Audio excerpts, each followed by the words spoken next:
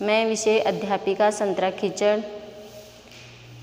Sardar Patel public school Katrathal से। कक्षा 6 में अपन पढ़ रहे थे स्वर और व्यंजन। तो स्वर अपन ने पढ़ लिए थे, जिसमें अपन ने देखा कि स्वर 11 होते हैं और उसमें स्वरों के भी 2 भेद होते हैं, ह्रस्व स्वर और दीर्घ स्वर। ह्रस्व स्वर 4 होते हैं, ए, ई, उ और री। और दीर्घ स्वर 7 होते हैं, आ, बड़ी ई, बड़ा उ, ए, ऐ, ओ, औ। और उसमें अंग और ए है, 2 वर्ण होते हैं जिन्हें अपन अयोगवाई वर्ण कहते हैं। अंग का प्रयोग अनुस्वार के रूप में किया जाता है और ए विसर्ग के रूप में प्रयोग किया जाता है। तो उसके बाद अपन पढ़ेंगे व्यंजन। देखो व्यंजन आप कहते हैं 36 होते हैं, लेकिन व्यंजन देखा जाए तो मुख्य रूप से 33 होते हैं। कैसे लेकर है तक व्यंजन होते हैं 33। ये कुल 33 होते हैं। और जो क्षय, त्रय, ज्ञ होते हैं इन्हें अपन संयुक्त व्यंजन कहते हैं। तो 33 व्यंजनों में कैसे लेकर मैं तक जो 25 व्यंजन होते हैं, 25 जो वर्ण होते हैं उन्हें अपन स्पर्श व्यंजन कहते हैं। कहते हैं कि बोलते समय अपनी जो जीभ है वो गले से स्पर्श करती है, इसलिए अपन स्पर्श व्यंजन कहते हैं। और फिर य, र, ल, व इन्हें अंतस्थ व्यंजन कहते हैं। अंतस्थ व्यंजन इसलिए कहते हैं क्योंकि स्पर्श व्यंजन और उष्म व्यंजन के बीच में आते हैं।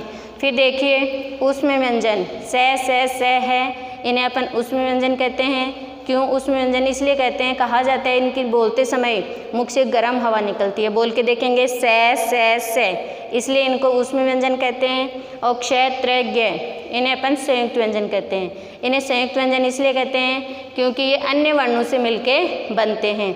जैसे क्षय है क, से ऐसे मिलकर बना है, त्रय जो है त, र ऐसे मिलके बना है, ज्ञ जो है ज, य ऐसे मिलके बना है, और श्रय ये स, र ऐसे मिलकर बना है। और इसके बाद भी 2 वर्ण और होते हैं, अड़ और ढ। इन्हें अपन नवविकसित व्यंजन कहते हैं। तो इन्हें नवविकसित व्यंजन क्यों कहते हैं? क्योंकि अपन जो वर्णमाला पढ़ते हैं, अपने पूर्वज पहले से जो वर्णमाला पढ़ते आ रहे हैं, उन सब में अपन ने देखा कि जो ड़ है इसकी जो बिंदु है यहाँ साइड में लगती है, जिसे अंग बोलते हैं, अंग अड़ नहीं बोलते। और इसको अपन ने चलन में क्या कर लिया, बिंदु नीचे लगाने लग गए, इसलिए इसे नवविकसित व्यंजन का। दूसरा व्यंजन पहले से जो ढ अपन पढ़ते आ रहे हैं, पहले की वर्णमाला में ढ से ढक्कन है बिना बिंदु का, नीचे इसमें बिंदु नहीं है। और अब जो ढ से ढक्कन अपन बना रहे हैं इसमें नीचे बिंदु आ रही है, तो इसलिए इन्हें नवविकसित व्यंजन कहते हैं, क्योंकि ये नए वर्ण हैं। तो जैसे अपन देखें कि ये जो बिंदु है, वो नीचे जो बिंदु है वो कौन से शब्द में आती है, कहाँ अपन इस ढ का प्रयोग करें कि बिंदु आए, और कहाँ उस ढ का प्रयोग करें कि बिंदु नहीं आए। तो इसका सबसे सरल तरीका याद रखने का यही है कि जब आप कोई भी शब्द ढ से शुरू करते हो, तो शब्द अपन शुरू करते हैं, जैसे ढक्कन अपन ने लिखा ढक्कन, ढक्कन। तो ढक्कन अपन अब देखिए पहले वाला वर्ण कौन सा है, बिना बिंदु का। तो यहाँ शुरुआत किससे हुई है, ढ से ढक्कन पहले शुरुआत हुई है, इसलिए इसमें बिंदु नहीं लगाएंगे। और जैसे मैं वर्ण लिखती हूँ पढ़ना, पढ़ना, तो इसमें मैंने नीचे बिंदु लगाई है क्योंकि ये बाद में आया है। तो इसका सरल तरीका याद रखने का क्या है कि ये ढ पहले आया इसलिए इसमें बिंदु नहीं है, और ये ढ बाद में आया इसलिए इसमें बिंदु है।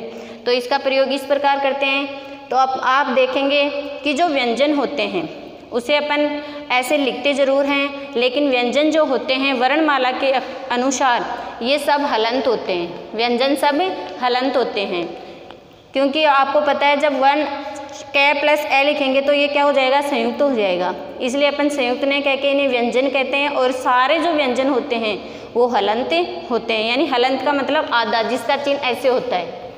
अब अपन देखेंगे कि व्यंजन होते कितने हैं। तो 25 तो क्या है, स्पर्श व्यंजन, प्लस 4 क्या है अपने अंतस्थ व्यंजन, प्लस 4 ऊष्म व्यंजन, प्लस और 4 ही क्या होते हैं, संयुक्त व्यंजन। ये श्रव्य क्या है, संयुक्त व्यंजन है। 4 संयुक्त व्यंजन और 2 नवविकसित व्यंजन। तो इन्हें जोड़ेंगे आप, 25 और 4 29, 29 और 4 33, 33 और 7 37, और 37 और 2 39। तो देखा जाए तो ये कुल व्यंजन यदि देखें तो अपन 39 हैं। तो आप इन व्यंजनों को ध्यान से पढ़ेंगे और आप देखेंगे कि इनके अलावा यदि अपन आप स्वर और व्यंजन सारे कुल मिला के जोड़ते हैं तो ये हो जाएंगे कितने, 39 प्लस स्वर कितने होते हैं 11 प्लस 2 अयोगवाई 1 तो 39 और ये कितने हो गए 50 और 2 52। यदि मुख्य रूप से देखा जाए कि कुल स्वर और व्यंजन कुल मिला के कितने होते हैं तो 52 होते हैं, और सीधे मुख्य रूप से पूछा जाए कि मूल रूप से कितने होते हैं तो आपका वहाँ जवाब होगा 11 प्लस 33 अर्थात 44। यदि मुख्य रूप से देखा जाए तो 44 होते हैं, और कुल सारे स्वर और व्यंजन नव विकसित स्वर सारे जोड़ के देखा जाए तो कुल वर्ण कितने होते हैं 52 होते हैं।